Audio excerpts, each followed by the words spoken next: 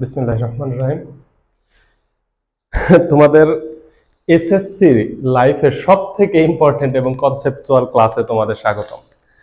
এই ক্লাসটা 8.3 এর যে বেসিক ক্লাসটা, এই ক্লাসটা তোমাদের এসএসসি লাইফের মধ্যে ম্যাথের মধ্যে সবথেকে কনসেপচুয়াল। এখানে অনেকগুলা বিষয় সম্পর্কে তোমাদের বুঝতে হবে, জানতে হবে, এবং যদি কনসেপ্ট ক্লিয়ার হয় তাহলে ম্যাথগুলা তোমাদের কাছে অনেক বেশি আনন্দদায়ক মনে হবে এবং তুমি ফিল করতে পারবা। আর যদি কনসেপ্ট ক্লিয়ার না হয় তাহলে ম্যাথগুলা তোমার কাছে মুখস্থের মতো থেকে যাবে, তুমি এই ধরনের ম্যাথ পারবা না। তখন তোমরা বলবা যে ত্রিকোণমিতি স্কিপ করব, প্রবাবিলিটি থেকে অ্যান্সার করব, যেটা তোমাদের জন্য খুবই বেশি ক্ষতিকর। এখন কথা হচ্ছে আমরা সরাসরি ক্লাসে ঢুকবো, কারণ এই ক্লাস নিয়ে অনেক কথা বলতে হবে, অনেকগুলো কথা বলতে হবে, অনেকগুলো, প্রত্যেকটা কনসেপ্ট আমি ক্লিয়ার করে দিব। তোমরা জাস্ট মনোযোগ দিয়ে দেখবা এবং লিখবা। ক্লাস শেষে তোমার ক্লিয়ার করার দায়িত্ব হচ্ছে আমার। প্রথম কথা, আমরা একদম ফার্স্টে 8.1 যখন ত্রিকোণমিতি শুরু করছিলাম তখন আমরা বলছিলাম যে ত্রিকোণমিতিক কোণ এবং জ্যামিতিক কোণ এইরকম দুইটা কোণ আছে। জ্যামিতিক কোণ হচ্ছে 1 থেকে 360 ডিগ্রির মধ্যে সীমাবদ্ধ। জ্যামিতিক কোণের আরেকটা নাম ছিল ভেক্টর কোণ। কিন্তু ত্রিকোণমিতিক কোণের সীমা হচ্ছে মাইনাস ইনফিনিটি থেকে প্লাস ইনফিনিটি পর্যন্ত। এখন কথা হচ্ছে, তোমাকে বললো মনে করো যে 1500 ডিগ্রি কোণ, অথবা তোমাকে বললো যে -2350 ডিগ্রি কোণ, এগুলা কোথায় অবস্থিত তুমি অঙ্কন করে দেখাও। এখন তুমি যখন কোণ অঙ্কন করতে যাবা, দেখো এইভাবে যখন কোণ অঙ্কন করবা, এটা মনে করো 30 ডিগ্রি, আস্তে আস্তে একটু বড় করলা 60 ডিগ্রি, 90 ডিগ্রি, 120 ডিগ্রি, তুমি এখানে চলে আসলে 180 ডিগ্রিতে, এরপরে আরো বড় করতে থাকলা, এখানে চলে আসলা 270 ডিগ্রি, বড় করতে করতে একটা সময় 360 ডিগ্রিতে চলে আসবা। কারণ একটা বৃত্তের কেন্দ্রে সর্বমোট 360 ডিগ্রি কোণ উৎপন্ন হয়। তাইলে এই যে 1500 ডিগ্রি কোণ তোমাকে উৎপন্ন করতে বলছে, এই কোণটা তুমি কোথায় উৎপন্ন করে দেখাইবা? এই যে একটা তল, এটা তো দ্বিমাত্রিক স্থানাঙ্ক ব্যবস্থা, এখানে এক্স অক্ষ ওয়াই অক্ষ থাকবে। এই দ্বিমাত্রিক স্থানাঙ্ক ব্যবস্থায় 360 ডিগ্রি এর বেশি কোণ উৎপন্ন করা তো সম্ভবই না। তুমি মনে করো এই দিক তাকায় আসো, সম্পূর্ণ এরকম করে ঘুরা আবার এই দিকে আসবা, তাহলে 360 ডিগ্রি কোণ উৎপন্ন হবে। এর থেকে বেশি কোণ তুমি কোথায় পাবা?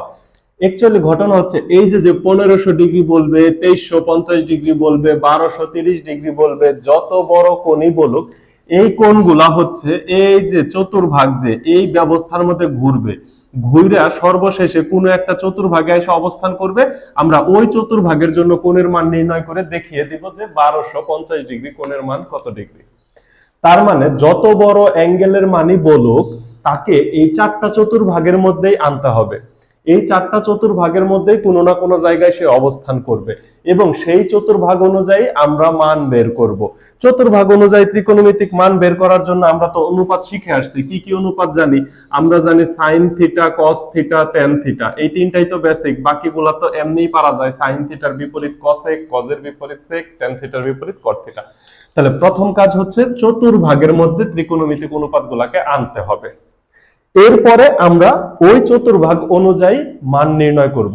কিন্তু চতুর্ভাগ অনুযায়ী এক একটা ত্রিকোণমিতির মান এক এক রকম, সেটা নিয়েও একটু কথা বলতে হবে।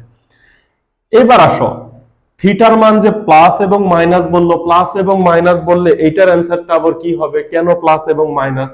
বিষয়টা হচ্ছে, আমরা দেখে আসছি যে এই এক্স অক্ষ, ধনাত্মক এক্স অক্ষকে বলা হয় রেফারেন্স লাইন। এটা হচ্ছে রেফারেন্স লাইন। ধনাত্মক এক্স অক্ষ হচ্ছে রেফারেন্স লাইন। তো যত ত্রিকোণমিতিক কোণগুলো হবে এটা ধনাত্মক এক্স অক্ষের সাপেক্ষেই হবে। অর্থাৎ ধনাত্মক এক্স অক্ষ যদি ঘড়ির কাঁটার বিপরীত দিকে যায় তাহলে সেই কোণটা হবে প্লাস থিটা। কারণ আমরা ঘড়ির কাঁটার বিপরীত দিককে প্লাস কোণ হিসেবে ধরে নিছি, এবং কোণটা যদি ঘড়ির কাঁটার দিকে যায় সেটা হবে মাইনাস থিটা। ঘড়ির কাঁটার দিকে ঘূর্ণনকে আমরা মাইনাস থিটা হিসেবে ধরে নিছি। তাহলে এই যে 1500 ডিগ্রি, এই 1500 ডিগ্রি হচ্ছে এই যে এইভাবে ঘড়ির কাঁটার বিপরীতে ঘুরতে থাকবে। ঘুরতে ঘুরতে সে যে চতুর্ভাগে যে অবস্থান করবে সেটাই হচ্ছে তার অবস্থান। আর এই যে -2350, যেটা এই -2350 কে তোমার অবস্থান দেওয়ার জন্য তোমার এই যে ধনাত্মক এক্স অক্ষের রেফারেন্স লাইন থেকে ঘড়ির কাঁটার দিকে ঘুরতে হবে। ঘড়ির কাঁটার দিকে ঘুরতে ঘুরতে যেই চতুর্ভাগে যে সে অবস্থান করবে সেটাই হবে তার অবস্থান। তাহলে ধনাত্মক অ্যাঙ্গেল হবে হচ্ছে ঘড়ির কাঁটার বিপরীত দিকে আবর্তন হবে, এবং ঋণাত্মক অ্যাঙ্গেল ঘড়ির কাঁটার দিকে আবর্তন হবে। কথা শেষ। এখন এখানে আরেকটা কোশ্চেন তোমাদের আসে, প্রত্যেকটা কোশ্চেনের অ্যান্সার একটা একটা করে বুঝে নাও। আরেকটা কোশ্চেন হচ্ছে আসে যে এই যে আমরা তো চতুর্ভাগ হিসাব করি, এটা হচ্ছে ফার্স্ট কোয়াড্রেন্ট, এটা হচ্ছে সেকেন্ড কোয়াড্রেন্ট বা চতুর্ভাগ, এটা হচ্ছে থার্ড, এটা হচ্ছে ফোর্থ। এই তো চতুর্ভাগের হিসাবটা আমার। এখন এখানে তোমরা দুইটা কোশ্চেন করো। কোশ্চেন হচ্ছে আমরা তো হচ্ছে আমাদের বই পড়া শুরু করে এই দিক থেকে, তো এটা হওয়া উচিত ছিল ফার্স্ট, এইটা দ্বিতীয়, অথবা এইটা দ্বিতীয়, দুইটার একটা দ্বিতীয়। এইটা যদি দ্বিতীয় হয়, এইটা তৃতীয়, এটা চতুর্থ। এইভাবে চতুর্ভাগগুলোর নাম হওয়ার কথা ছিল, কিন্তু এইটা ফার্স্ট হইলো, পরে বাম দিকে এটা সেকেন্ড, এইটা থার্ড, এটা ফোর্থ। এইটা কেন হলো? এইটার একটা অ্যান্সার তোমাদের প্রয়োজন। আরেকটা অ্যান্সার তোমাদের প্রয়োজন, সেটা হচ্ছে যখন আমি ঘড়ির কাঁটার বিপরীত দিকে ঘুরবো তখন তো আমি বুঝি যে এইটা ফার্স্ট কোয়াড্রেন্ট, এটা সেকেন্ড কোয়াড্রেন্ট। কিন্তু যখন আমি ঘড়ির কাঁটার দিকে ঘুরবো তখন কি এইটা ফার্স্ট, এইটা দ্বিতীয়, এইটা তৃতীয়, এইটা চতুর্থ, এই রকম হবে কিনা? এই ধরনের দুইটা কোশ্চেন তোমরা করো। তাহলে এই দুইটা কোশ্চেনের উত্তরই দিচ্ছি। এই দুইটা কোশ্চেনের উত্তরই হচ্ছে রেফারেন্স লাইন, যেহেতু এক্স অক্ষের ধনাত্মক দিক, এটা হচ্ছে রেফারেন্স লাইন। রেফারেন্স লাইনের সাথে সকল কিছু হয়। আচ্ছা, এই রেফারেন্স লাইনের সাথে আমরা ধনাত্মক কোণকে ধরে নিছি ঘড়ির কাঁটার বিপরীত। এর জন্য দেখো, ঘড়ির কাঁটার বিপরীতে অ্যাঙ্গেলটা যখন ঘুরে প্রথম এইখানে আসে, এরপরে এইখানে আসে, এরপরে এইখানে আসে, এরপরে এইখানে আসে। তো এই জন্য এটা প্রথম চতুর্ভাগ বা ফার্স্ট কোয়াড্রেন্ট, এটা সেকেন্ড কোয়াড্রেন্ট, এটা থার্ড কোয়াড্রেন্ট এবং এটা ফোর্থ কোয়াড্রেন্ট। তাইলে চতুর্ভাগগুলা এইভাবে ফার্স্ট, সেকেন্ড, থার্ড, ফোর্থ এইভাবে সাজানোর পিছনে মূল রহস্য হচ্ছে ঘড়ির কাঁটার বিপরীত দিকে অ্যাঙ্গেল গুলাকে নিয়েছি। অর্থাৎ আমরা ধনাত্মক কোণকে চিন্তা করতেছি। ধনাত্মক কোণ চিন্তা করলে ফার্স্ট কোয়াড্রেন্ট হিসেবে এইটা আগে আসে, কারণ রেফারেন্স লাইনের সাথে ঘড়ির কাঁটার বিপরীতে ঘুরলেই প্রথম যে চতুর্ভাগ সেটাকেই তো প্রথম চতুর্ভাগ ধরবো। আরো ঘুরতে থাকলে দ্বিতীয় যে চতুর্ভাগ পাবো তাকে আমরা দ্বিতীয় চতুর্ভাগ ধরছি। আরো ঘুরতে থাকলে যেটা পাবো তাকে আমরা তৃতীয় চতুর্ভাগ, আরো ঘুরলে যেটা পাবো সেটাকে আমরা প্রথম চতুর্থ চতুর্ভাগ ধরবো। তাহলে চতুর্ভাগগুলা এই দিক থেকে কেন শুরু হয়েছে? এটার অ্যান্সার হচ্ছে এক্স অক্ষের ধনাত্মক দিককে রেফারেন্স লাইন ধরা হয়েছে।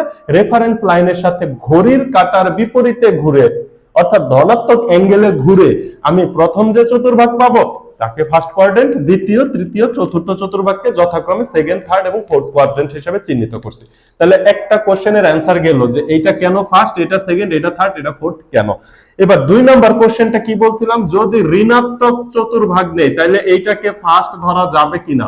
না, কখনোই ফার্স্ট ধরা যাবে না। চতুর্ভাগ এইটা ফিক্সড, চতুর্ভাগ এইটা ফিক্সড। চতুর্ভাগ সবসময় আমরা রেফারেন্স লাইনের সাথে ধনাত্মক অ্যাঙ্গেলে চতুর্ভাগ নিছি। এখন তুমি বুঝো না বুঝো, তুমি বেঁচে থাকো মরে যাও, যাই করো, চতুর্ভাগ এটা ফিক্সড। এটা ফার্স্ট, এটা সেকেন্ড, এটা থার্ড, এটা ফোর্থ। আমরা যদি বুঝতে বুঝতে মরেও যাই এরপরেও এটা চেঞ্জ হবে না।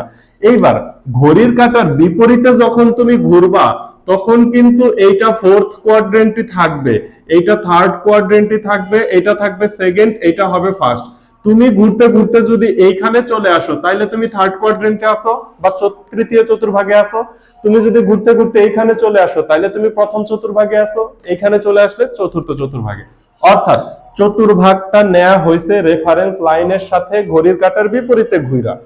এখন তোমার অ্যাঙ্গেল যদি ঋণাত্মক দেওয়া থাকে তারপরেও চতুর্ভাগের নাম চেঞ্জ হবে না। যেটা ফার্স্ট সেটা ফার্স্টই থাকবে, যেটা সেকেন্ড সেটা সেকেন্ডই থাকবে, থার্ড এবং ফোর্থ থার্ড এবং ফোর্থই থাকবে। তাহলে চতুর্ভাগ ক্লিয়ার কনসেপ্ট, চতুর্ভাগ কনসেপ্ট একদম 100% ক্লিয়ার আমি ধরে নিচ্ছি।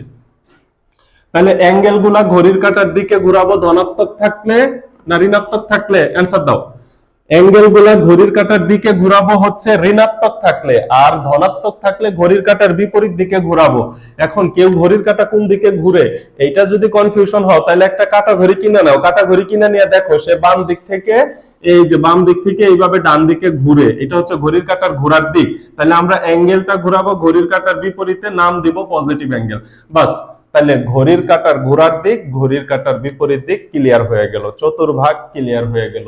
মাইনাস ইনফিনিটি থেকে প্লাস ইনফিনিটি আসলে তাদেরকে ওই চারটা চতুর্ভাগের মধ্যেই অবস্থান দিতে হবে, এইটাও ক্লিয়ার হয়ে গেল।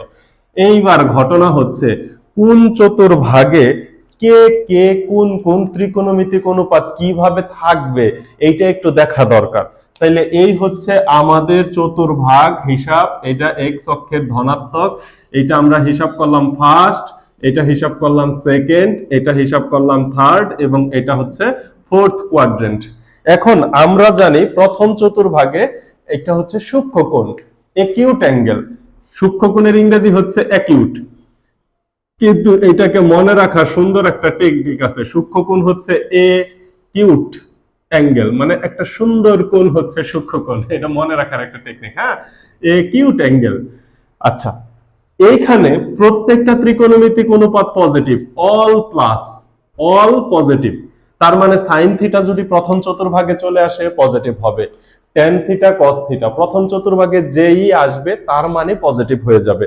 দ্বিতীয় চতুর্ভাগে মনে করো যে তোমার শুধুমাত্র সাইন থিটা এবং সাইন থিটার বিপরীত অনুপাত হচ্ছে কসেক থিটা, এই দুইটা পজিটিভ। বাকি যত ত্রিকোণমিতিক অনুপাত আছে টেন থিটা, কট থিটা, সেক এবং কট, প্রত্যেকটা ত্রিকোণমিতিক অনুপাত দ্বিতীয় চতুর্ভাগে যদি চলে আসে ঘুরতে ঘুরতে, তাইলে তার মান নেগেটিভ হবে। এরপরে তৃতীয় চতুর্ভাগে আসো, তৃতীয় চতুর্ভাগ হচ্ছে টেন থিটা এবং কট থিটা পজিটিভ।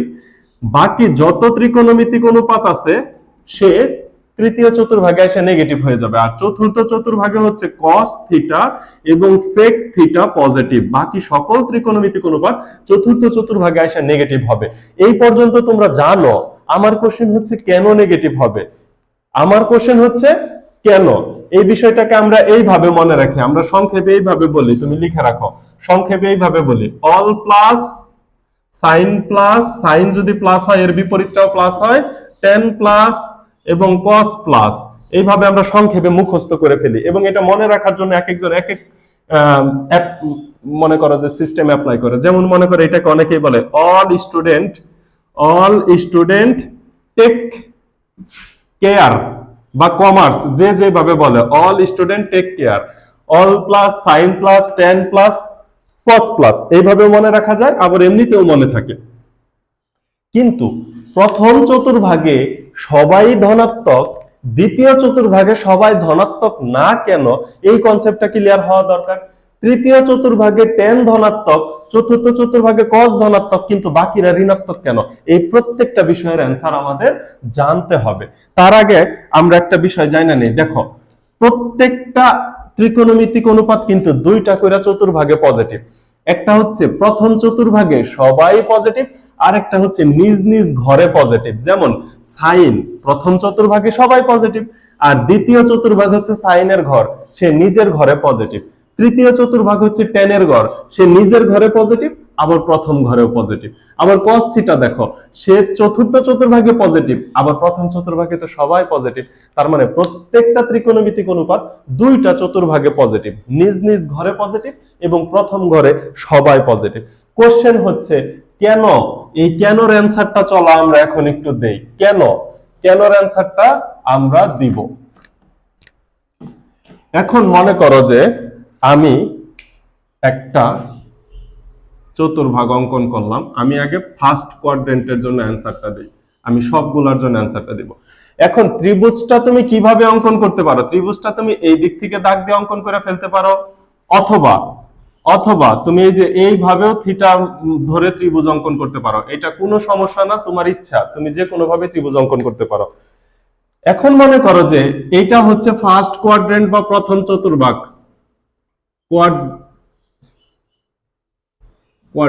First quadrant. তাহলে এইটা হচ্ছে মূল বিন্দু, মূল বিন্দুকে অরিজিন বিন্দু বলা হয়, এই জন্য এটাকে ও দ্বারা প্রকাশ করা হয়। মূল বিন্দু থেকে যদি তুমি এইখানে আসতে চাও তাহলে এই পর্যন্ত দূরত্বটা হবে এক্স, এবং এইখানে যদি যাইতে চাও তাহলে এই পর্যন্ত দূরত্বটা হবে ওয়াই, মানে কোটির মান। এই ধরনের চিত্র যদি অঙ্কন করো তাহলে তুমি এই যে এইটাকে থিটা ধরবা, কারণ থিটাটা হবে কার সাথে? এক্স অক্ষের সাথে থিটা কোণ উৎপন্ন হবে। তো তুমি যদি এইভাবে চিত্র অঙ্কন করো তাহলে এটা হবে থিটা, এইখান থেকে এই পর্যন্ত হবে এক্স, এই পর্যন্ত হবে ওয়াই। তো তুমি যে কোনো চিত্রই অঙ্কন করতে পারো, কোনো সমস্যা নাই। এইবার দেখো, এই যে ও ত্রিভুজের মান যদি আর হয়, পিথাগোরাস আমাদের আর এর মান বের করা শিখাই দিয়ে গেছে। তাহলে আর ইকুয়াল টু কত? দেখো তো, root over x square plus Y square. লম্ব এর বর্গ ভূমি এর বর্গের যোগফলকে বর্গমূল করলে আর এর মান পাবো। এটিকে পিথাগোরাসের সূত্র আমি সরাসরি দিয়ে দিলাম। তাহলে আর এর মান যদি পাই, এটা যদি থিটা হয়, থিটার বিপরীতটা হচ্ছে লম্ব, তোমরা জানো। থিটার সাথেরটা ভূমি, এটাও তোমরা জানো। এটা হচ্ছে অতিভুজ, এটাও তোমরা জানো। আর হচ্ছে অতিভুজ, আমি সংক্ষেপে অতি লিখে রাখি। সবগুলাই তুমি যেহেতু জানো, এবার এটা তো মূল বিন্দু 0,0। এখন আসো তো এইখান থেকে ত্রিকোণমিতিক অনুপাতগুলো আমরা একটু নির্ণয় করি। তোমরা একটু আমার সাথে সাথে বলো। আমি যখন বলবো sine theta, sign theta equal to কি? তোমরা যে যেভাবে মনে রাখো, লতি ভূতি লব দিয়া মনে রাখতে পারো।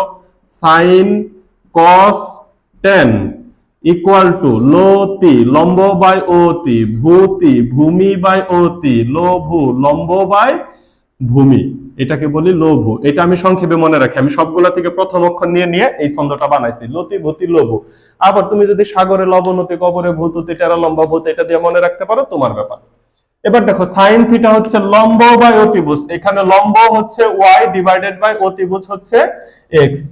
cos theta equal two sign theta equal two পাইলাম cos থিটা ইকুয়াল টু ভূমি বাই অতিভুজ। দেখো এখানে ভূমি হচ্ছে x ডিভাইডেড বাই অতিভুজ হচ্ছে r। এই সাইন লম্ব বাই অতিভুজ, লম্ব হচ্ছে y, অতিভুজ হচ্ছে r, অতিভুজ x না, দুঃখিত, অতিভুজ হচ্ছে r।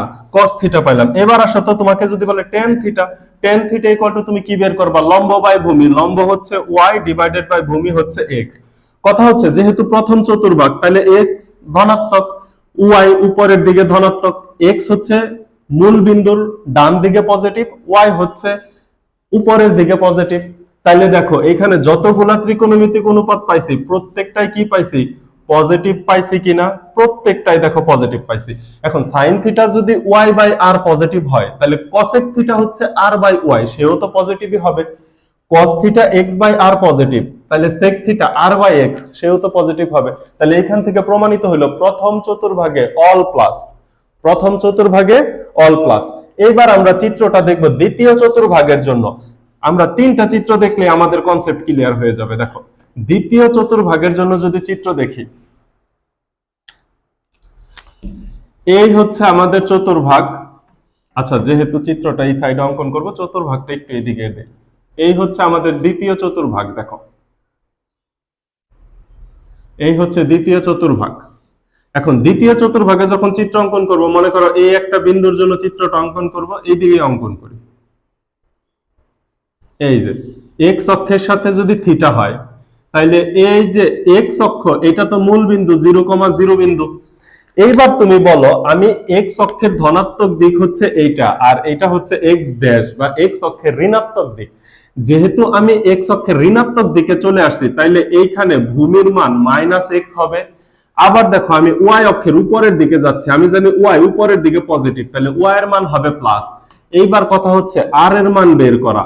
আর এর মান যদি বের করি, R square equal to -x whole square plus Y square, অথবা R equal to root over square এবং মাইনাসে কাটা গেলে x square plus Y square. তার মানে আর এর মান তুমি সারা জীবন পজিটিভ পাবা। কারণ হচ্ছে আর হচ্ছে দুইটা সংখ্যার বর্গের যোগফল, একটা হচ্ছে ভূমির বর্গ আর একটা হচ্ছে লম্বের বর্গ। দুইটা সংখ্যার বর্গের যোগফল জীবনেও মাইনাস হবে না। কেন মাইনাস হবে না? বর্গ করলে ঋণাত্মক সংখ্যাও তো প্লাস হয়ে যায়, তাহলে দুইটা সংখ্যার বর্গের যোগফল কখনোই মাইনাস হয় না। তাহলে আর এর মান দ্বিতীয় চতুর্ভাগেও পজিটিভ হবে, তৃতীয় চতুর্ভাগে আসলেও আর এর মান পজিটিভ হবে, চতুর্থ চতুর্ভাগে গেলেও আর এর মান পজিটিভ হবে। এইবার ত্রিকোণমিতিক অনুপাতগুলো একটু নির্ণয় করা যাক।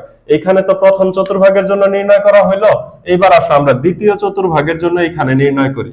দ্বিতীয় চতুর্ভাগের জন্য আমি যখন সাইন থিটা বের করব, সাইন থিটা, কস থিটা এবং ট্যান থিটা, এই তিনটা আমি বের করতে চাই। তাহলে চলো কি হয় দেখো। সাইন থিটা, এটা যদি থিটা হয়, এটা হচ্ছে লম্ব এবং এটা হচ্ছে ভূমি এবং আর হচ্ছে অতিভুজ। এইবার আসো তো সাইন থিটা, এটা থিটা হলে সাইন থিটা হচ্ছে লম্ব বাই ভূমি। এখানে লম্ব কত আছে? y divided by, sorry sine হচ্ছে লতি, লম্ব বাই অতিভুজ, সাগরে লবণ অতি, লম্ব বাই অতিভুজ, লম্ব y, অতিভুজের মান হচ্ছে r, y এর মান পজিটিভ, r এর মানও পজিটিভ। আমি যে মানটা পাইলাম এই মানটাও পজিটিভ। বুঝো, সাইন লম্ব বাই অতিভুজ, লম্ব y অতিভুজ r, দুইটাই পজিটিভ, তাহলে যে অনুপাতটা পাবো সেটাও পজিটিভ। এবার আসো cos থিটা বের করব। cos থিটা হচ্ছে ভূমি বাই অতিভুজ, x অক্ষের ঋণাত্মক দিক, তাহলে ভূমি হচ্ছে -x, অতিভুজ হচ্ছে r। ভগ্নাংশের লবে অথবা হরে যেখানেই মাইনাস থাকুক, সেই মাইনাসটা তো ভগ্নাংশের সামনে চলে আসে, তাইলে দেখো অনুপাতটা আমরা কি পাইলাম? নেগেটিভ পাইলাম। তাহলে দ্বিতীয় চতুর্ভাগে সাইন থিটার মান আমি পজিটিভ পাইছি, কিন্তু কস থিটার মান কি চলে আসছে, নেগেটিভ চলে আসছে। দ্বিতীয় চতুর্ভাগে সাইন আমি ঠিকই পজিটিভ পাইছি, কিন্তু কস থিটার মান নেগেটিভ চলে আসছে। এবার দেখার পালা টেন থিটার মানটা কি আসে। টেন থিটা হচ্ছে লম্ব বাই ভূমি, লম্ব হচ্ছে এইখানে ওয়াই, ভূমি হচ্ছে এইখানে মাইনাস এক্স, তাইলে দেখো এইটাও নেগেটিভ চলে আসলো। তাহলে আমরা যে বললাম অল পজিটিভ সাইন পজিটিভ, এখন তো প্রমাণ হইলো যে দ্বিতীয় চতুর্ভাগে শুধুমাত্র সাইনই পজিটিভ, কজ এবং টেন দ্বিতীয় চতুর্ভাগে আসলে হয়ে যাবে নেগেটিভ, কজ এবং টেন দ্বিতীয় চতুর্ভাগে আসলে হয়ে যাবে নেগেটিভ। এই যে দেখো চিত্র এঁকে তুমি নিজেই ব্যাখ্যা করো, এক্স অক্ষের ঋণাত্মক দিক তার মানে ভূমির মান হবে নেগেটিভ, এবং ওয়াই অক্ষের ধনাত্মক দিক তাহলে লম্বের মান হবে পজিটিভ, আর সব সময়ই পজিটিভ। তাহলে দ্বিতীয় চতুর্ভাগের জন্য আমি শুধু সাইন থিটাকে পজিটিভ পাইছি, বাকি সবাইকে নেগেটিভ পাইছি, এই জন্য আমি বলি অল পজিটিভ সাইন পজিটিভ। এবার তৃতীয় চতুর্ভাগটা যদি আমরা প্রমাণ করে ফেলতে পারি, দেখে ফেলতে পারি, তাইলেই তো কাজ হয়ে গেল। এবার আসো তৃতীয় চতুর্ভাগের জন্য আমি দেখব, তো এই অংশটুকু আমি মুছা দেই। এইখানে আমি তৃতীয় চতুর্ভাগের জন্য লিখব, এই যে এইখানে চিত্রটা আমি এইখানেই অঙ্কন করি। দেখো তৃতীয় চতুর্ভাগ যেহেতু, তাহলে নিচের দিকে ত্রিভুজটাকে বড় করে দেই। এই যে দেখো তৃতীয় চতুর্ভাগের ক্ষেত্রে চিত্রটা, এক্স অক্ষের সাথে দিব আমি থিটা কোণ, যেহেতু এক্স অক্ষের ঋণাত্মক দিক তাহলে এক্স নেগেটিভ, ওয়াই অক্ষের ঋণাত্মক দিক তাহলে ওয়াই নেগেটিভ, আর এর মান সারা জীবন পজিটিভ, কারণ R square equal to minus X এর উপর বর্গ প্লাস মাইনাস ওয়াই এর উপর বর্গ, তার মানে আর স্কয়ার ইকুয়াল টু কি পাচ্ছি, x square plus Y square. তাহলে আর এর মান সারা জীবন পজিটিভ, আর এর মান সব সময় পজিটিভ। তাইলে সবকিছুই যখন আমি পেয়ে গেছি সেটা তো হ্যাঁ দেখা যায়। তাইলে দেখো এটা তো মূল বিন্দু 0,0 বিন্দু, এটাকে মূল বিন্দু ও দ্বারা প্রকাশ করা হয়। এইবার দেখো এইখানে আমি বের করব কার মান, sine theta equal to cos theta equal to এবং টেন থিটা ইকুয়াল টু, এই তিনটা বের করলেই তো বাকি তিনটা হয়ে যায়। সাইন থিটা হচ্ছে লম্ব বায়ু ত্রিভুজ, এখানে থিটা এটা হইলে এই যে এটা হচ্ছে লম্ব, আর এই যে এক্স হচ্ছে ভূমি, তাহলে লম্ব হচ্ছে মাইনাস ওয়াই ডিভাইডেড বাই অতিভুজের মান আর। দেখো তো এটা কি পাইছো, নেগেটিভ পাইছো কিনা, লব নেগেটিভ, তার মানে পুরা ভগ্নাংশের অনুপাতটাই নেগেটিভ। কস থিটার মান ভূমি বাই অতিভুজ, ভূমি হচ্ছে মাইনাস এক্স ডিভাইডেড বাই আর, দেখো তো নেগেটিভ পাইছো কিনা। টেন থিটার মান হচ্ছে লম্ব বাই ভূমি, এখানে লম্ব হচ্ছে মাইনাস ওয়াই ডিভাইডেড বাই ভূমি হচ্ছে মাইনাস এক্স, এই মাইনাসে মাইনাসে কাটা গেলে দেখো তো পজিটিভ পাও কিনা। তাহলে আমরা যে বললাম তৃতীয় চতুর্ভাগ টেনের ঘর, তাহলে তৃতীয় চতুর্ভাগে টেন পজিটিভ হইলো কি হইলো না, তাহলে তৃতীয় চতুর্ভাগ হচ্ছে টেন পজিটিভ। বাকি সাইন এবং কস তৃতীয় চতুর্ভাগে আসলে নেগেটিভ। এবার আরেকটা চিত্র এইখানেই একটু ছোট করে অঙ্কন করে দেখাই দেই। এই যে দেখো এখানে ওয়াই এর মান হচ্ছে মাইনাস, এক্স এর মান হচ্ছে প্লাস, আর তো সব সময় প্লাস। তাহলে দেখো এই ক্ষেত্রে কি হয়, সাইন থিটা ইকুয়াল টু লম্ব বাই অতিভুজ, দেখো লম্ব হচ্ছে মাইনাস ওয়াই ডিভাইডেড বাই আর, তার মানে নেগেটিভ। কস থিটা হচ্ছে ভূমি বাই অতিভুজ, ভূমির মান এক্স, ওয়াই এর মান আর, তার মানে পজিটিভ, এবং টেন থিটা হচ্ছে লম্ব বাই ভূমি, তাহলে লম্ব হচ্ছে মাইনাস ওয়াই বাই আর, তার মানে নেগেটিভ। তাহলে চতুর্থ চতুর্ভাগে হচ্ছে শুধুমাত্র কজ এর জন্য পজিটিভ পাইছি, বাকি সবার জন্য নেগেটিভ পাইছি। এই যে এটাকে থিটা ধরলে এটা লম্ব, এটা ভূমি, এটা অতিভুজ, কাজ শেষ। এবার দেখো তাহলে আমি একটা সামারি টানি, সামারিটা হবে হচ্ছে, আমি যেগুলো এখন মুছে দেই, এগুলো অনেক হিবিজিবি হয়ে গেল, এগুলো একটু মুছে দেই। তাহলে সামারিটা কি পাইলাম আমি, প্রথম চতুর্ভাগ, দ্বিতীয় চতুর্ভাগ, তৃতীয় চতুর্ভাগের ক্ষেত্রে all positive, sine positive, cos positive, tan positive, যেটা আমি ফার্স্টে অলরেডি লিখে ফেলছি। তাইলে দেখো এই যে সামারি কি পাইলাম, all plus sine plus tan plus cos plus. তাহলে চিত্র অঙ্কনে ত্রিভুজ অঙ্কন করে তোমরা তো বিষয়টা ফিল করতে পারছো যে কেন দ্বিতীয় চতুর্ভাগে শুধুমাত্র সাইনই প্লাস হবে। তাইলে প্রত্যেকটা চতুর্ভাগ দুইটা ঘরে পজিটিভ, তার নিজ নিজ ঘরে পজিটিভ, এবং প্রথম চতুর্ভাগে সবাই পজিটিভ। তাহলে একটা বিষয়ে অ্যান্সার তোমাদের দেয়া গেল। এইবার আসো আমরা প্রথম চতুর্ভাগ, দ্বিতীয় চতুর্ভাগ, তৃতীয় এবং চতুর্থ চতুর্ভাগে যাব কিভাবে, এইটা দেখার জন্য তুমি আগে দেখো তো এইটা হচ্ছে এক্স অক্ষের রেফারেন্স লাইন। আমি আবার একটু ক্লিয়ার করে দিই,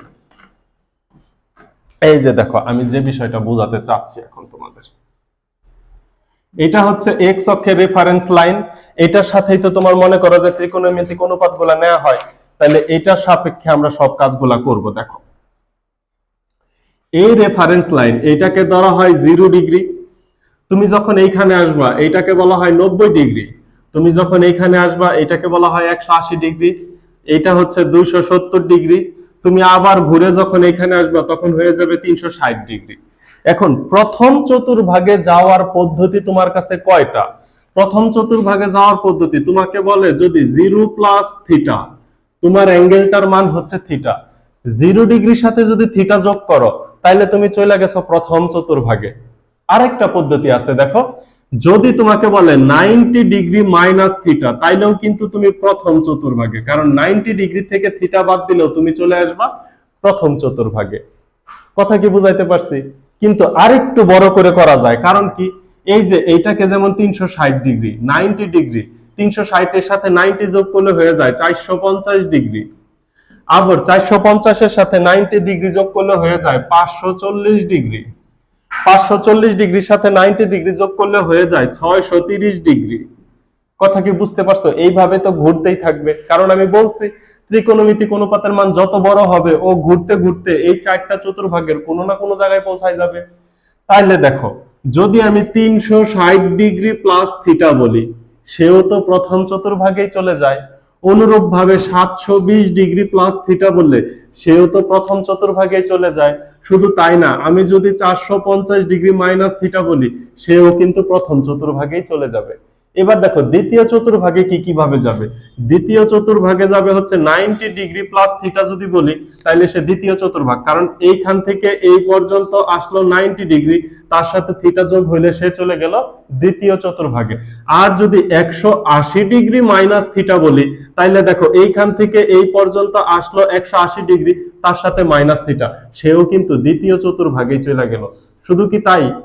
শুধু তো তাই না, তাহলে এই যে 450 ডিগ্রি, 450 ডিগ্রি প্লাস থিটা, আবার 540 ডিগ্রি মাইনাস থিটা, এটাও কিন্তু দ্বিতীয় চতুর্ভাগে যায়।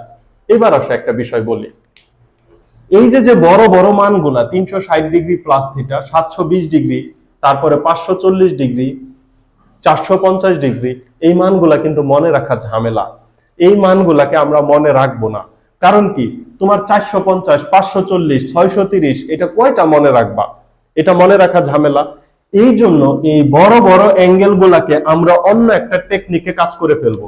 সেটা কি, চতুর্ভাগগুলা এইখান থেকে যখন এই পর্যন্ত আসে তখন 90 ডিগ্রি ঘুরে, এইখান থেকে যখন এই পর্যন্ত আসে তখন 90 ডিগ্রি ঘুরে, এইখান থেকে যখন এইখানে যায় তখনও 90 ঘুরে। তার মানে কি 90 ডিগ্রি করে ঘুরতেছে না? তাইলে 90 একটা পূর্ণ সংখ্যা, আমরা 90 এর গুণিতক আকারে মনে রাখবো। অথবা আরেকটু যদি সহজ করতে চাও তাহলে দুইটা পদ্ধতিতে মনে রাখতে পারো। একটা হচ্ছে 90 এর গুণিতক আকারে মনে রাখবো আমরা, এটার মধ্যে কোনো দ্বিমত নাই, 90 এর গুণিতক আকারে। আরেকটা হচ্ছে এইখান থেকে এই পর্যন্ত যদি আসো তাহলে 180 ডিগ্রি, এইখান থেকে এই পর্যন্ত গেলে আবার 180 ডিগ্রি, এইখান থেকে এই পর্যন্ত আসলে আবার 180 ডিগ্রি। এই জন্য 180 ডিগ্রি এর গুণিতক আকারেও মনে রাখা যায়। তো দুইটাই আমরা মনে রাখবো, যেটা 90 এর গুণিতক আকারে সুবিধা হবে সেটা 90 এর গুণিতক আকারে মনে রাখবো, যেটা 180 এর গুণিতক আকারে সুবিধা হবে সেটা 180 এর গুণিতক আকারে মনে রাখবো। তো এই বিষয়টা থাকলো, এই বিষয়টা নিয়ে আমি আরো ডিটেলসে কিছুক্ষণের মধ্যে কথা বলবো। এবার দেখো তাহলে এই যে যে বড় বড় অ্যাঙ্গেল গুলা, এইগুলা আমি মুছে দিচ্ছি, কারণ এইগুলাকে আমি টেকনিকের সাহায্যে ভ্যানিশ করে দিব। এরপরে চলো এইখানে যাওয়ার কন্ডিশন কয়টা, 180 ডিগ্রি প্লাস থিটা অথবা 270 ডিগ্রি মাইনাস থিটা। এইখানে যাওয়ার কন্ডিশন হচ্ছে 270 ডিগ্রি প্লাস থিটা অথবা 360 ডিগ্রি মাইনাস থিটা। আমরা কোনটা কোনটা মনে রাখবো, কোনটা মনে রাখলে আমাদের জন্য সুবিধা হয় সেটাকে একটু মার্ক করো। আমরা দ্বিতীয় চতুর্ভাগের জন্য মনে রাখবো 180 মাইনাস থিটা। তাহলে দ্বিতীয় চতুর্ভাগে 180 কে আমরা রেডিয়ানে কি দ্বারা প্রকাশ করি তুমি বলো তো? 180 ডিগ্রি ইকুয়াল টু পাই রেডিয়ান। তাহলে পাই মাইনাস থিটা অথবা 180 মাইনাস থিটার মাধ্যমে আমরা দ্বিতীয় চতুর্ভাগে পৌঁছায় যাব, অথবা পাই বাই 2 প্লাস থিটার মাধ্যমেও পৌঁছায় যাব। এইটা দেখো পাই প্লাস থিটার মাধ্যমে আমরা তৃতীয় চতুর্ভাগে পৌঁছাবো, অথবা 3π/2 মাইনাস থিটার মাধ্যমে পৌঁছাবো। এরপরে চতুর্থ চতুর্ভাগে যাওয়ার জন্য 270 ডিগ্রি মনে রাখা ঝামেলা, এই জন্য আমরা এই যে এইভাবে পৌঁছাবো 2π। 370 ডিগ্রি মানে কি 2π, একটা পায়ে 180 ডিগ্রি, দুইটা পায়ে 370 ডিগ্রি, এই যে 2π মাইনাস থিটার মাধ্যমে আমরা তৃতীয় চতুর্ভাগে পৌঁছাবো। তাহলে এই চ্যাপ্টারের কিন্তু আরো একটা গুরুত্বপূর্ণ সূত্র হয়ে গেল। প্রথম চতুর্ভাগ হচ্ছে থিটা, প্রথম চতুর্ভাগে অ্যাঙ্গেল আনবো থিটা, দ্বিতীয় চতুর্ভাগের অ্যাঙ্গেল আনবো পাই মাইনাস থিটা, তৃতীয় চতুর্ভাগ পাই প্লাস থিটা, চতুর্থ চতুর্ভাগ 2π মাইনাস থিটা। খুব গুরুত্বপূর্ণ, যখন হচ্ছে এই চ্যাপ্টারের সমাধান করব তখন কিন্তু এটা আসবেই, তখন আমি এটা নিয়ে আবার একটু কথা বলতে হবে। তাহলে বিভিন্ন চতুর্ভাগে কিভাবে যাব সেই বিষয়টা আমরা দেখে ফেললাম, কিন্তু যে কিভাবে আমরা প্রথম, দ্বিতীয়, তৃতীয় এবং চতুর্থ চতুর্ভাগে যাইতে পারি এই বিষয়টা একটু দেখা হয়ে গেল। দেখো, তোমাদের এই পর্যন্ত কিছু তোলার থাকলে তুলো।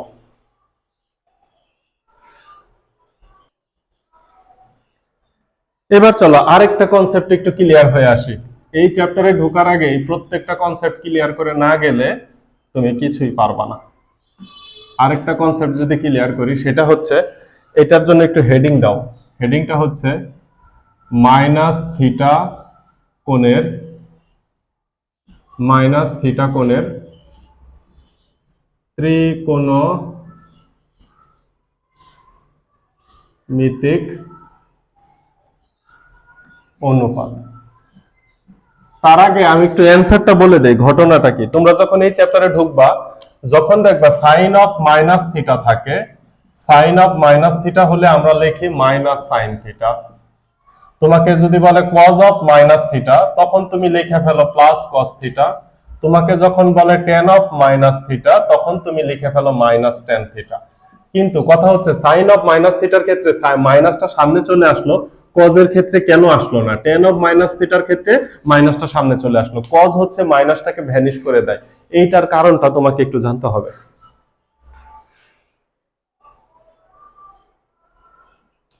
তাহলে এটার কারণটা জানার জন্য একটু চিত্র অঙ্কন করি। এটা হচ্ছে মাইনাস থিটা কোণ, তাহলে অ্যাঙ্গেলটা হচ্ছে মাইনাস থিটা যেহেতু, তাহলে ঘড়ির কাঁটার দিকে ঘুরবে। ঘড়ির কাঁটার দিকে আমি যদি মাইনাস থিটা কোণকে ঘুরাই, তাহলে এই ধরনের একটা কোণ পাই। এটার সাথে একটা ত্রিভুজ যদি উৎপন্ন করি, এই মনে করো মাইনাস থিটা কোণের ত্রিকোণমিতিক অনুপাত। এখন এইটা তো হচ্ছে ঘড়ির কাঁটার ধনাত্মক এক্স অক্ষের ধনাত্মক রেফারেন্স লাইন, আর এটা হচ্ছে ওয়াই অক্ষের ঋণাত্মক দিক, তাহলে এটা তো মাইনাস ওয়াই হবে। আর আর এর মান জানো তোমরা সব সময় প্লাস হয়। এবার আসো মাইনাস থিটার জন্য ত্রিকোণমিতিক অনুপাতগুলো নির্ণয় করি। তাহলে sine of minus theta equal to, minus theta তো এখানে অ্যাঙ্গেল, তাহলে সাইন থিটা কি? এটা যদি মাইনাস, এটা হচ্ছে লম্ব, কারণ এটা থিটা হইলে থিটার বিপরীতটা লম্ব, এটা হচ্ছে ভূমি এবং আর হচ্ছে অতিভুজ। এই তাহলে যখন আমি সাইন থিটার মান বের করব, তখন দেখো সাইন থিটা, এখানে থিটা ঘড়ির কাঁটার দিকে দিছি এই জন্য মাইনাস থিটা, থিটা ঘড়ির কাঁটার দিকে দিছি এই জন্য minus theta. Sign theta equal two, অনুপাত তো সেম আছে, লম্ব বাই ভূমি, লম্ব হচ্ছে মাইনাস ওয়াই, লম্ব বাই অতিভুজ ডিভাইডেড বাই অতিভুজ হচ্ছে আর। এবার একটা মজার জিনিস দেখো, ইকুয়াল টু, এই মাইনাসটা যদি সামনে চলে আসে, Y by R, Y by R. এবার সাইন থিটা ইকুয়াল টু আমি কত জানি বলো তো? সাইন থিটা ইকুয়াল টু আমি জানি হচ্ছে Y divided by R. Y divided by R মানে কি? লম্ব বাই অতিভুজ। তাইলে ইকুয়াল টু, এই মাইনাসটা সামনে রয়ে গেল, ওয়াই বাই আর এর পরিবর্তে আমি কি লিখতে পারি? Sine theta. তাহলে দেখো সাইন অফ মাইনাস থিটা যদি হয়, তাহলে ত্রিকোণমিতিক অনুপাতে মাইনাস সাইন থিটা লেখা যায়। এবার আসো, যদি কজ অফ মাইনাস থিটা হয়, কজ অফ মাইনাস থিটা হচ্ছে ভূমি বাই অতিভুজ, ভূমির মান এক্স, অতিভুজের মান আর। দেখো তো এক্স বাই আর মানে আমি কস থিটা লিখতে পারি, তাহলে দেখো ধনাত্মক কস থিটা আসছে। যদি টেন অফ মাইনাস থিটা হয়, তাহলে দেখো লম্ব বাই ভূমি, লম্ব হচ্ছে মাইনাস ওয়াই, ভূমি হচ্ছে এক্স। এবার মাইনাসটাকে সামনে রাখলে ওয়াই বাই এক্স, এই ওয়াই বাই এক্স এর পরিবর্তে, ওয়াই বাই এক্স এর পরিবর্তে টেন থিটা লেখা যায়, তাহলে মাইনাসটা সামনে রয়ে গেল। এইখান থেকেই ব্যাখ্যা দেওয়া যায় সাইন অফ মাইনাস থিটা, অর্থাৎ অ্যাঙ্গেল যদি ঘড়ির কাঁটার দিকে ঘুরে, তাহলে sine of minus theta equal to সাইনটা মাইনাসটা সামনে নিয়ে আসা যায়। আনার পরে তুমি থিটার মান বের করে ফেললেই অ্যান্সার পেয়ে যাবা, কারণ ঘড়ির কাঁটার দিকে যেহেতু অ্যাঙ্গেলটা ঘুরতেছে, এইটার অনুপাতের মান যেখানেই নিয়ে যাও তুমি ঋণাত্মক একটা অনুপাত আসবে। cos of minus theta plus cos theta, tan of minus theta মানে minus tan theta, এটাকে বলা হয় হচ্ছে মাইনাস থিটা কোণের ত্রিকোণমিতিক অনুপাত। তাহলে এখান থেকে আমরা কয়েকটা অ্যান্সার পাইছি। এক নাম্বার, প্রত্যেকটা চতুর্ভাগে কেন সাইন cos tan কোন চতুর্ভাগে কেন পজিটিভ সেটার অ্যান্সার আমরা পাইছি। দুই নাম্বার, ঘড়ির কাঁটার মানে সরি ফার্স্টে থেকে যদি হিসাব করি, ঘড়ির কাঁটার দিক ঘড়ির কাঁটার বিপরীত দিক বুঝতে পারছি, প্রথম চতুর্ভাগ দ্বিতীয় চতুর্ভাগ কেন এই ক্রমে ঘোরানো হয়েছে সেটা বুঝতে পারছি। তিন নম্বর জিনিস বুঝতে পারলাম হচ্ছে তোমার মনে করো যে কোন চতুর্ভাগে কে পজিটিভ কেন। চার নম্বর জিনিস আমরা বুঝতে পারলাম হচ্ছে কোন চতুর্ভাগে কিভাবে যাব সেই বিষয়টা বুঝতে পারলাম, এবং আমরা হিসাবটা 180 সাথেই করব, সেই বিষয়টা আমরা সমাধানের ক্ষেত্রে আমাদের লাগবে। এরপরে যে জিনিসটা বুঝলাম মাইনাস থিটা কোণের ত্রিকোণমিতিক অনুপাতটা বুঝতে পারলাম। এখন যেটা বুঝবো এইটা হচ্ছে এই টপিকের সর্বশেষ এবং গুরুত্বপূর্ণ, কারণ এর মাধ্যমে আমরা ম্যাথে ঢুকে যাইতে পারবো। এখনকার টপিকটা হচ্ছে ইন্টারচেঞ্জ। তাহলে টপিকের নাম দাও ইন্টারচেঞ্জ। টপিকের নাম কি দিবা? ইন্টারচেঞ্জ। এইটা হচ্ছে সব থেকে গুরুত্বপূর্ণ, ইন্টারচেঞ্জ। কি টপিক? ইন্টারচেঞ্জ। ইন্টারচেঞ্জ, আমি কিন্তু শুধু চেঞ্জ বলি নাই, ইন্টারচেঞ্জ মানে হচ্ছে কি? পরস্পর রূপান্তর। ইন্টারচেঞ্জ মানে পরস্পর রূপান্তর। পরস্পর রূপান্তর, শুধু চেঞ্জ যদি বলতাম তাহলে চেঞ্জ হয়ে যেত। আমি ইন্টারচেঞ্জ বলছি মানে কি? পরস্পর রূপান্তর করব। পরস্পর রূপান্তরটা কি তোমাদের আগে আমি এখানে একটু লিখে দিয়ে নেই। সাইন থিটা দেখবা চেঞ্জ হয়ে যাচ্ছে cos theta, cos theta change হয়ে যায় sin থিটায়, tan থিটাটা চেঞ্জ হয় হচ্ছে cot থিটায়, cot থিটাটা চেঞ্জ হয় হচ্ছে tan থিটায়, sec থিটাটা চেঞ্জ হয় হচ্ছে cosec থিটায়, এবং cosec থিটাটা চেঞ্জ হয় হচ্ছে sec থিটায়। এমনটা কেন হয় এটার ব্যাখ্যাটাই আমাদের জানতে হবে। এমনটা হওয়ার ব্যাখ্যাটা জানার জন্য আমি একটা চিত্র অঙ্কন করতেছি। এই যে দেখো একটা চিত্র, এইখান থেকে অনেকগুলা বিষয় আমরা জানব। এই চিত্রতে এইটাকে যদি তুমি থিটা ধরো, এটা তো 90 ডিগ্রি অবশ্যই। এখানে একটা কমপ্লিমেন্টারি অ্যাঙ্গেল দেওয়া আছে। কমপ্লিমেন্টারি বুঝো? মনে করো যে তুমি বিরিয়ানি খাইতে গেছো, তোমাকে কোম্পানির পক্ষ থেকে একটা কোক ফ্রি দেওয়া হইলো, তখন কি তুমি অনেক খুশি হবে না? এটাকে বলা হয় কমপ্লিমেন্টারি।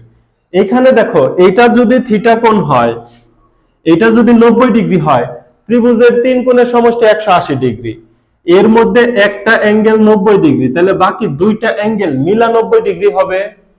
একটা যদি থিটা হয় তাহলে এই অ্যাঙ্গেলের মানটা তোমাকে দেওয়া না থাকলেও তুমি জানো এই অ্যাঙ্গেলের মান হবে 90 ডিগ্রি মাইনাস থিটা। তাহলে একটা অ্যাঙ্গেল থিটা হলে আরেকটা 90 ডিগ্রি মাইনাস থিটা, এটা বের করতে পারো, এই জন্য এটা কমপ্লিমেন্টারি, মানে অটোমেটিক পেয়ে গেছো। এইবার এইখান থেকে একটা মজার জিনিস দেখো, এইটা যদি থিটা হয় তাহলে এটা হবে লম্ব। আমি একটু নাম দিয়ে দিচ্ছি, এটার নাম দিলাম হচ্ছে, কি নাম দেওয়া যায়? কি নাম দেওয়া যায়? আচ্ছা, আমরা সাধারণত লম্বকে এতক্ষণ ওয়াই দিচ্ছিলাম, ভূমিকে এক্স দিচ্ছিলাম ও ত্রিভুজকে আর দিচ্ছিলাম, আমি ওই নামগুলাই দিলাম। তুমি লম্ব হচ্ছে পারপেন্ডিকুলার, ভূমি হচ্ছে বেস, এবং অতিভুজ হচ্ছে হাইপোটেনাস বা এইচ নাম দ্বারাও প্রকাশ করতে পারো, এটা তোমার ব্যক্তিগত ব্যাপার। আমি যে কাজটা করতে চাচ্ছি দেখো, আমি যদি বলি সাইন থিটা ইকুয়াল টু, তাহলে এইটা যদি থিটা হয়, লম্ব হচ্ছে ওয়াই ডিভাইডেড বাই ও ত্রিভুজের মান হচ্ছে আর, বের করে ফেললাম। পারছি বের করতে? এবার আসো, আমি যে কাজটা করব, আমি যদি cos 90 ডিগ্রি মাইনাস থিটার মান বের করতে চাই, তাহলে cos 90 ডিগ্রি মাইনাস থিটা, অর্থাৎ এই উপরের অ্যাঙ্গেলটাকে আমি থিটা হিসাবে ধরছি। উপরের অ্যাঙ্গেল যদি থিটা হয় তখন এক্স হয়ে যাবে লম্ব এবং ওয়াই হয়ে যাবে ভূমি, কারণ থিটা সংলগ্নটা ভূমি, থিটার বিপরীতটা লম্ব। তাইলে cos থিটা মানে কি?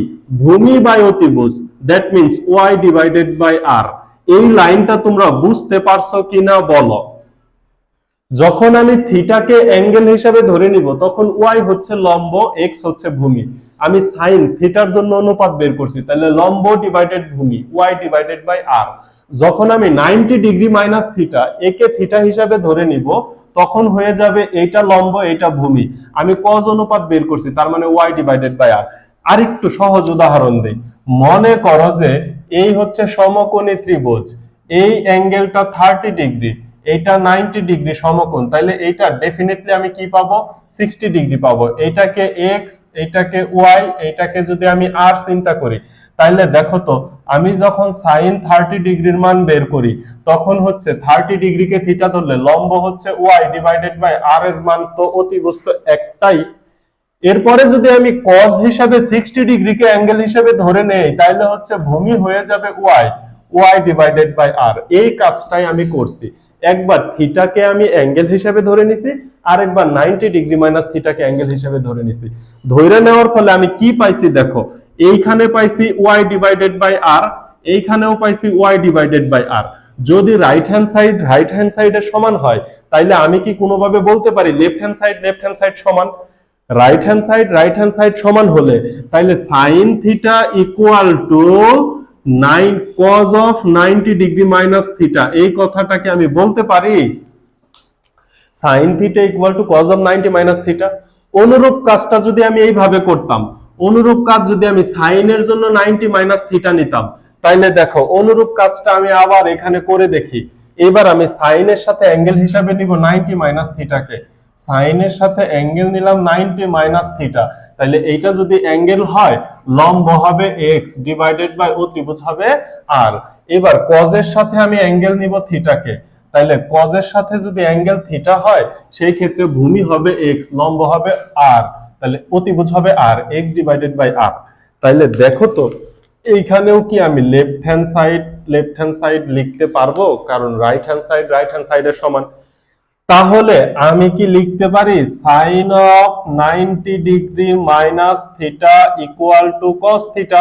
এই যে দেখো দুইটা গুরুত্বপূর্ণ লাইন আমি এখানে লিখছি, একটা হচ্ছে সাইন অফ 90 মাইনাস থিটাকে কস থিটা লেখা যায়, আর একটা কজ অফ 90 মাইনাস থিটাকে সাইন থিটা লেখা যায়।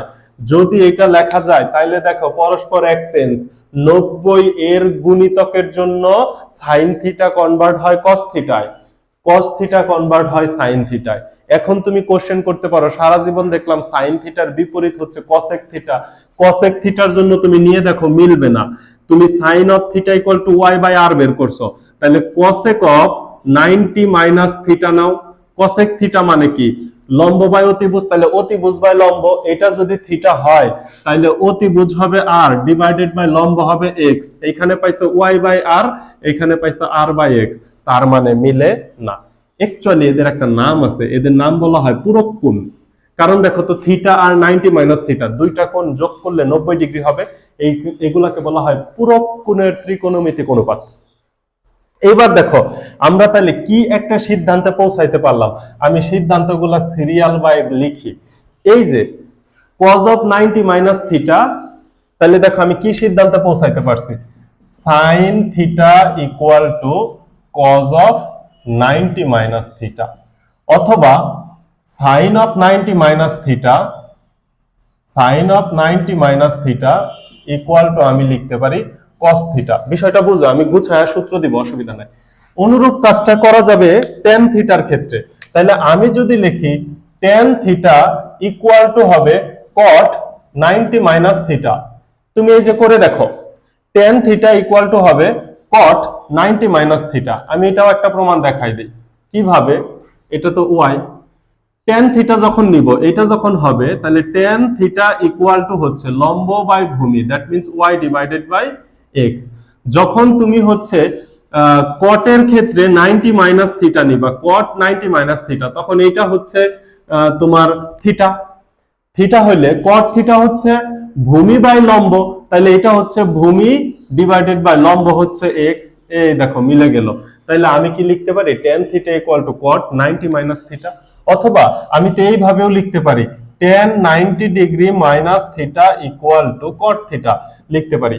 আরেকটা আমি অনুরূপ বলে দেই, আরেকটা দেখাবো না, সেটা হচ্ছে যদি sec theta equal to cosec 90 minus theta হয়, তুমি এই ত্রিভুজ থেকে অনুপাত বের করে দেখে নাও, অথবা sec 90 minus theta equal two তুমি লিখতে পারো cosec থিটা। এই কথাগুলো আমরা লিখতে পারি। তাহলে sin 90 থিটা যে কথা, sin 90 মাইনাস থিটা যে কথা, cos থিটা একই কথা। সাইন থিটা যে কথা, cos 90 মাইনাস থিটা একই কথা। বিষয়টা এরকম, sine 30 degree equal to cos 90 minus 30 equal to cos 60 degree. এবং তুমি জানো সাইন 30 ডিগ্রির মান যদি হাফ হয়, cos 60 ডিগ্রির মানও হাফ। এটা কিন্তু আমরা পড়ে আসছি, আমি তোমাকে নতুন কিছু পড়াচ্ছি না। এরপরে আমি যদি বলি tan 28 ডিগ্রি যে কথা ইকুয়াল টু cot 90 মাইনাস 28 একই কথা, 90 মাইনাস 28 একই কথা। 90 থেকে 28 বাদ গেলে কত হয়? cot 62 ডিগ্রি, cot 62 ডিগ্রি একই কথা। তুমি ক্যালকুলেটরে নিয়ে দেখো। শুধু তাই না, আমি এখানে যদি বলি সাইন 1 ডিগ্রি যে কথা cos 89 ডিগ্রি একই কথা, সাইন 5 ডিগ্রি যে কথা cos 85 একই কথা, sec 10 ডিগ্রি যে কথা cosec 80 ডিগ্রি একই কথা। বুঝো কিনা দেখো, sec 10 ডিগ্রি যে কথা cosec 80 ডিগ্রি একই কথা, tan 45 যে কথা cot 45 একই কথা, tan 30 যে কথা cot 60 একই কথা। কথা কি বুঝাইতে পারলাম? দেখো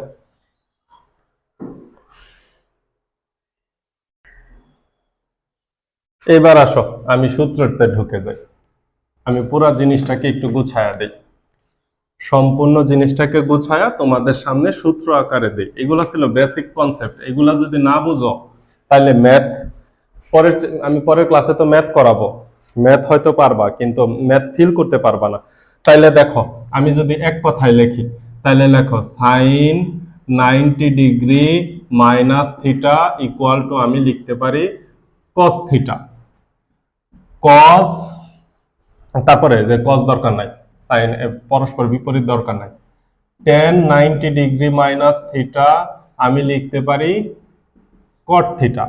এরপরে হচ্ছে sec 90 ডিগ্রি মাইনাস থিটাকে আমি লিখতে পারি cosec থিটা। অর্থাৎ সাইন 90 কে রেডিয়ানে প্রকাশ করলে π/2, এটা তো তুমি জানো। তাহলে দেখো সাইন 90 এর পরিবর্তে আমি লিখতে পারি π/2 minus theta equal to cos theta.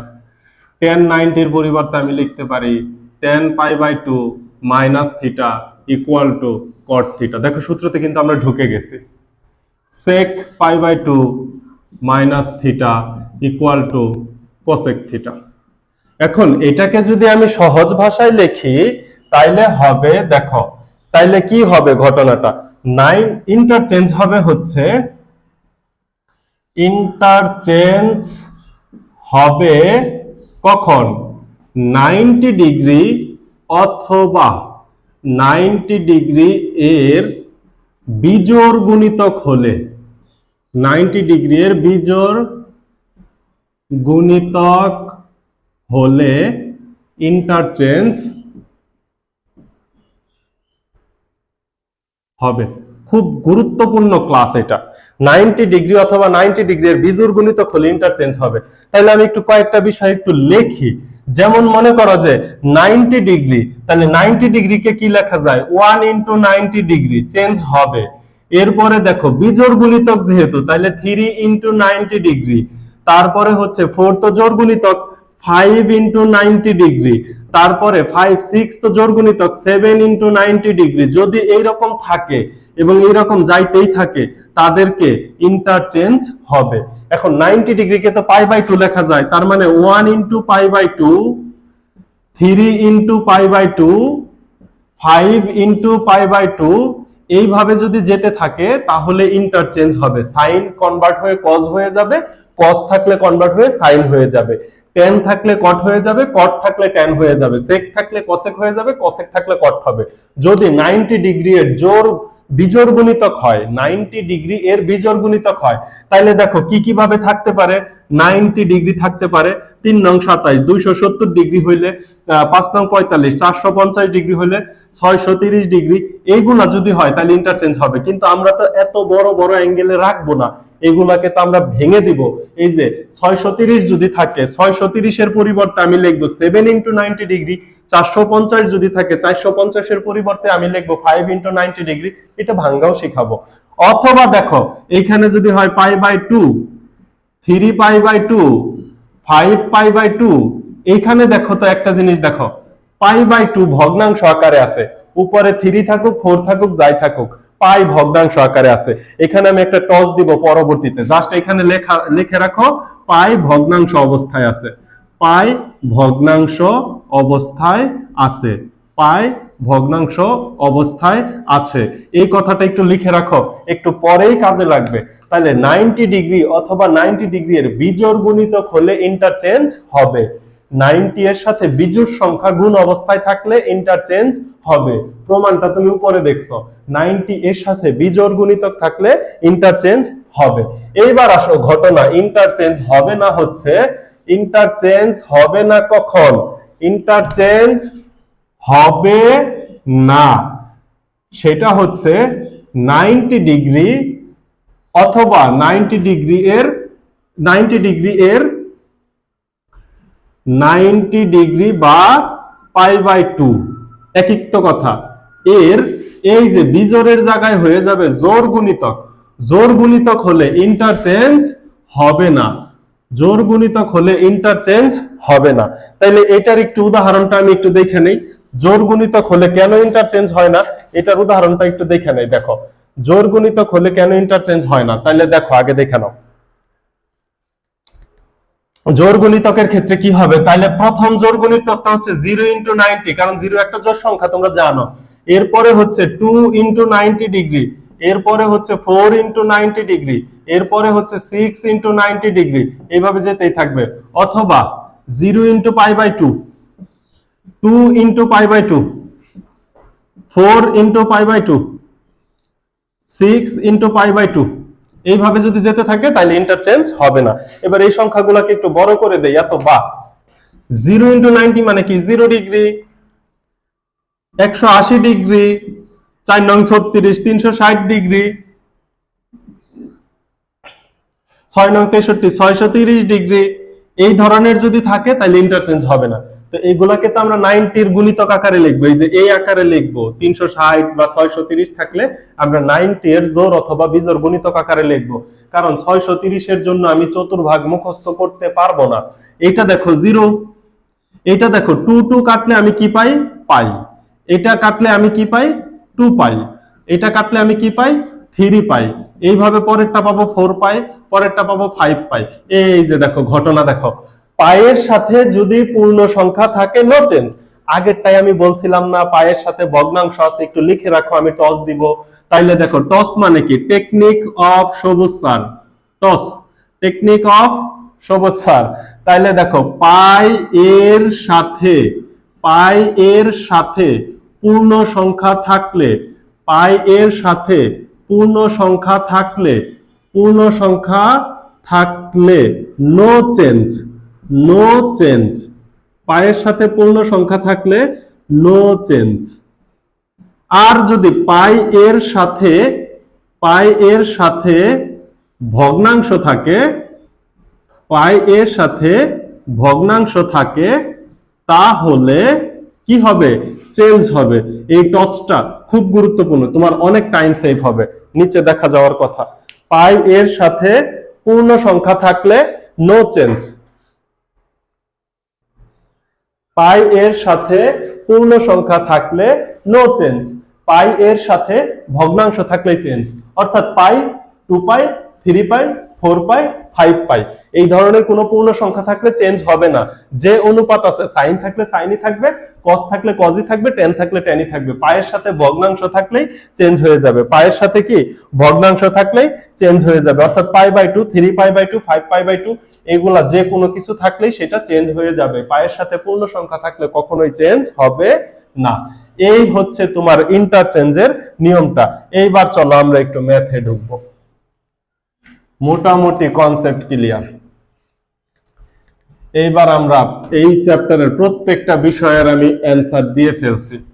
এইবার আমরা কয়েকটা ম্যাথে ঢুকবো। এইবার দেখো ঘটনা কি, একটা নাম্বার ম্যাথ যদি আমি তোমাকে দেই, মনে করো যে সাইন, মনে করো যে -570 ডিগ্রি দ্বারাই আমরা শুরু করলাম, ইকুয়াল টু এইটাকে আমি কিভাবে করতে পারি। ও আচ্ছা, আগের যে অনুপাতগুলা লিখলাম একটা বিষয় মিসিং হয়ে গেল, ওইগুলাকে বলা হয় হাফ ট্রু। হাফ ট্রু মানে কি? অর্ধ সত্য। কারণ পায়ের সংখ্যা যদি জোড় গুণিতক হয় তাহলে চেঞ্জ হবে না, বিজোড় গুণিতক হলে চেঞ্জ হবে। এই পর্যন্ত ঠিক আছে। এর পরবর্তীতে হচ্ছে চতুর্ভাগ অনুযায়ী চিহ্ন দেওয়া লাগবে, যেটা আমরা ফার্স্টে পড়ছি। প্রথম চতুর্ভাগ, দ্বিতীয় চতুর্ভাগ, তৃতীয় চতুর্ভাগ। যদি সাইন থাকে তাহলে দ্বিতীয় চতুর্ভাগে পজিটিভ, কিন্তু তৃতীয় এবং চতুর্থ চতুর্ভাগে নেগেটিভ হয়ে যাবে, তাইলে হবে ফুল ট্রু। আচ্ছা, ওই কথাটা আমরা পরে বলবো আবার। এবার দেখো সাইন অফ মাইনাস থিটা, আমরা সূত্র কি পড়ে আসছি? মাইনাস সাইন থিটা, থিটার মান হচ্ছে 570 ডিগ্রি, ইকুয়াল টু। এখন 570 কে আমরা কিভাবে ভাঙবো দেখো। 570 প্রথমত তোমাকে যদি বলে এটা কোন চতুর্ভাগে আছে, তাহলে চিত্র অঙ্কনটাও দেখাই দিব কোন চতুর্ভাগে আছে। 570 কে ভাঙার সহজ টেকনিক হচ্ছে, প্রথমত 570 কে তুমি 90 দ্বারা ভাগ করে ফেলো, দেখো ভাগফল কি আসে। তাহলে 570 ভাগ হচ্ছে 90, এটাকে ভাগ করে ফেললে দেখো 6.33 আসে।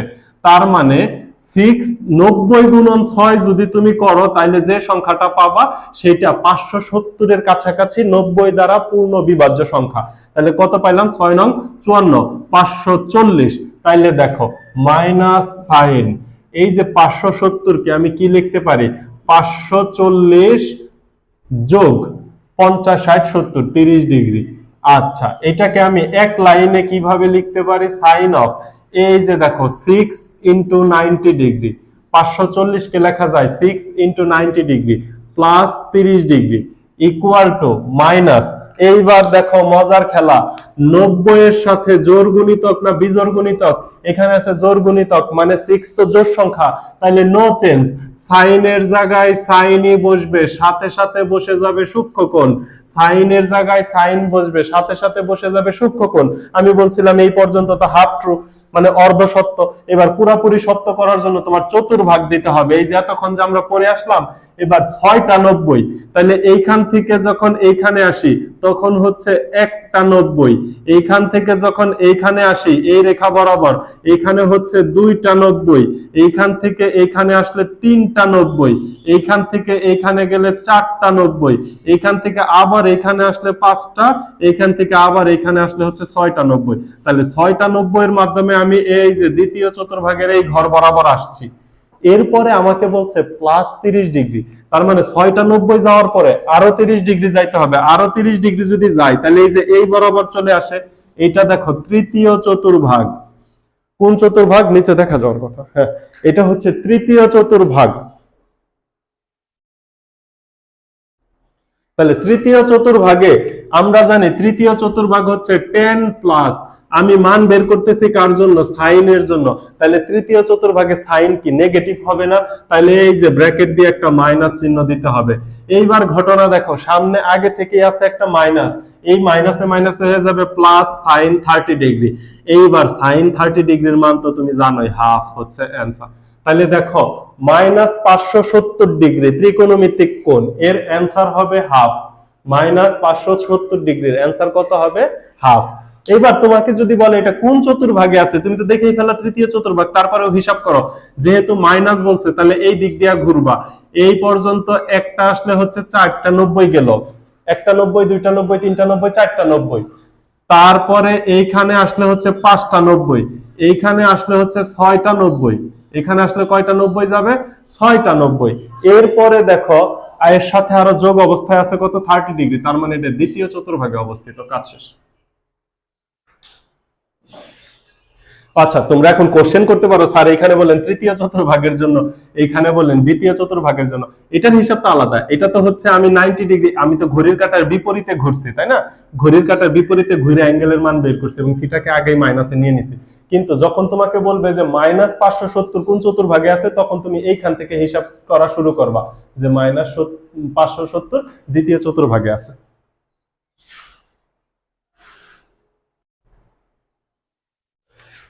এবার যদি তোমাকে বলে, মনে করো যে 10 -1590 ডিগ্রি, তাহলে tan অফ মাইনাস থিটা মানে -10 1590 ডিগ্রি।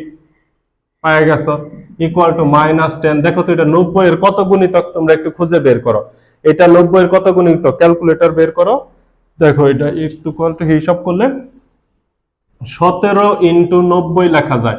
17 ইন্টু 90 লিখলে এটা সব থেকে কাছে যায়, এর সাথে যোগ করতে হয় 60 ডিগ্রি, তাইলেই হয়ে যায় 1590 ইকুয়াল টু এই যে 17, এই 17টা কি জোড় সংখ্যা না বিজোড় সংখ্যা? বিজোড় সংখ্যা, তাহলে এই মাইনাস তো সামনে থাকবে। 10 হয়ে যাবে কট, সাথে সাথে হয়ে যাবে সূক্ষ্মকোণ 60 ডিগ্রি, সাথে সাথে কি হয়ে যাবে সূক্ষ্মকোণ। এই যে এখানে যে 60 ডিগ্রি কোণটা ছিল, তাহলে কট 60 ডিগ্রি। কিন্তু আমার কিন্তু এখনো চিহ্ন দেওয়া শেষ হয় নাই। 17, তার মানে এই পর্যন্ত একবার ঘুরলে হচ্ছে 4, কারণ কি 4টা করে ঘর, 4 এর গুণিতক অবস্থায় ঘুরি। 2বার ঘুরলে হচ্ছে 8। তোমার কাছে যদি এটা জটিল মনে হয় তুমি এইভাবে ঘুরবা, 1 2 3 4। অনেকে এইভাবে ঘুরে 1 2 3 4 5 6 7 8 9 10 11 12 13 14 15 16 17। 17 এর পরে আরো থিটা, তার মানে দ্বিতীয় চতুর্ভাগ। আর যদি তুমি বুঝো তাইলে তো তুমি জানো 4 4 এ 16, 4 4 এ 16, তার মানে 16 পর্যন্ত ঘুরলে এখানে চলে আসছি। এরপরে একে আসছে 17, এরপরে হচ্ছে আরো +60 ডিগ্রি, তার মানে দ্বিতীয় ঘর। দ্বিতীয় ঘরে কিন্তু tan নেগেটিভ। অনেকেই কিন্তু কটের জন্য চিহ্ন দেবা, আমি কিন্তু উপরের কাজটা শেষ করি না এখনো, তাইলে আমি কটের জন্য কেন চিহ্ন দিব? এখানে চিহ্ন হবে এই লাইনের জন্য, কারণ এই লাইনে যত কাজ করতেছি উপরের লাইন থেকে আনতেছি না, তাহলে দ্বিতীয় চতুর্ভাগে tan নেগেটিভ, তাহলে এখানে একটা মাইনাস দিবা, মাইনাসে মাইনাসে প্লাস, cot 60 ডিগ্রি। cot 60 ডিগ্রির মান তোমরা জানো হচ্ছে 1/√3। এই হচ্ছে অ্যান্সার। তাহলে এইখানে তোমাদের একটা সূত্র চলে আসলো। তোমাদের বইয়ে সূত্রটা যেভাবে লেখাইছে আমি ওইভাবে লেখাই দেই। সূত্রটা হচ্ছে তোমাদের বইয়ে এইভাবে লেখাই দেওয়া, এইভাবে লেখাই দাও। মনে করো এখানে তো সাইন ট্যান কট যে কোনো একটা কিছু থাকবে অথবা কজ, এর সাথে যে থিটাটা থাকবে এই থিটাটাকে এইভাবে লেখে n into π/2 plus minus theta. তার মানে কি π/2 মানে কি 90, এটাকে এইভাবেও লেখা যায় n into 90 degree plus minus theta. তোমরা মাত্রই দেখলা আমরা 17 ইন্টু 90 প্লাস থিটা মানে 60 ডিগ্রি নিছি। অথবা 17 ইন্টু 90 না লেখা তুমি যদি 18 ইন্টু 90 লিখতা তাহলে তুমি মাইনাস থিটা নিতা। কথা কি বুঝাইতে পারছি? এই যে এইখানে তোমাদের কন্ডিশন হচ্ছে তিনটা। এক নাম্বার কন্ডিশন n, ওই যে n হচ্ছে জোড় গুণিতক অথবা বিজোড় গুণিতক, তাহলে n জোড় হলে নো চেঞ্জ, নো চেঞ্জ। দুই নাম্বার n বিজোড় হলে চেঞ্জ। চেঞ্জ হবে কিসে?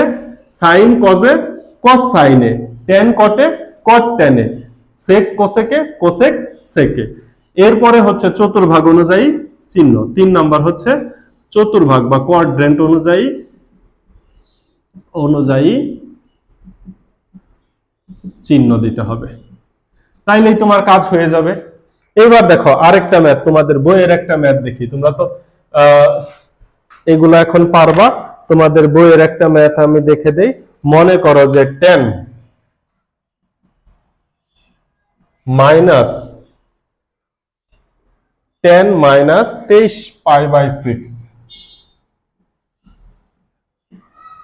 দেখো প্রথম কথা tan অফ মাইনাস থিটা, বিপরীত কোণের ঋণাত্মক কোণের ত্রিকোণমিতিক অনুপাত আমরা দেখে আসছি। tan অফ মাইনাস থিটা হলে সেই মাইনাসটা সামনে চলে আসলো, থাকবে হচ্ছে tan থিটা। tan থিটা হচ্ছে 23 π/6। এতক্ষণ পর্যন্ত আমরা ডিগ্রির জন্য দেখলাম, এখন আমাদের রেডিয়ানের জন্য নিতে হবে। তাহলে n ইন্টু π/2 আকারে প্রকাশ করতে হবে, অর্থাৎ 90 ডিগ্রির জোড় অথবা বিজোড় গুণিতক অনুপাত, তাহলে -10। এইবার দেখো এই যে 6, এই 6 এর গুণিতক কে নাও, 3 6 18 4 6 24।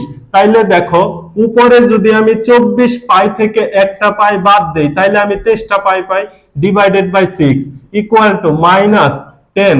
এবার ভগ্নাংশটা আলাদা করে দাও তো, 24 pi divided by 6 minus pi divided by 6 equal to -10। আমাকে তো 90 এর জোড় অথবা বিজোড় গুণিতক লাগবে। তাইলে দেখো তো আমি যদি 3 দ্বারা গুণ করে দেই, 3 দ্বারা যদি কাটাকাটি করি, তাহলে 3 দুগুণে 6 আর 3 আটা 3 7 3 8 24। তাইলে দেখো আমি কি পাই, 8 পাই কিংবা 4 পাই। 4 পাই মাইনাস পাই বাই 6, একবারে 6 দ্বারা কাইটা দিলে 4 6 24, 4 পাই মাইনাস 6। এইবার আমি তোমাদের বলছিলাম পায়ের সাথে যদি জোড় গুণিতক হয় নো চেঞ্জ। আচ্ছা, কতগুলা ভাবে যে ম্যাথটা করা যায়, কোনটা রেখে কোনটা বোঝাবো। এখন দেখো আমরা এখানে 90 এর জোড় গুণিতক বের করতে চাচ্ছি, তাহলে মাইনাস 10 ইনটু 90 এর জোড় গুণিতক আনার জন্য আমার পাই বাই 2 আনতে হবে। তাহলে দেখো পাই কে 2 দ্বারা ভাগ করে দিছি ব্যালেন্স করার জন্য। 4 কে যদি আমি 2 দ্বারা গুণ করে দেই 4 2 গুণে 8। এবার দেখো এই 2 এবং এই 8 যদি কাটি তাহলে আমি 4 পাই পেয়ে যাই, minus pi by 6 equal to minus 10। এইবার দেখো মাইনাস 10, তো এই মাইনাস তো হচ্ছে ফার্স্টে থাকবে।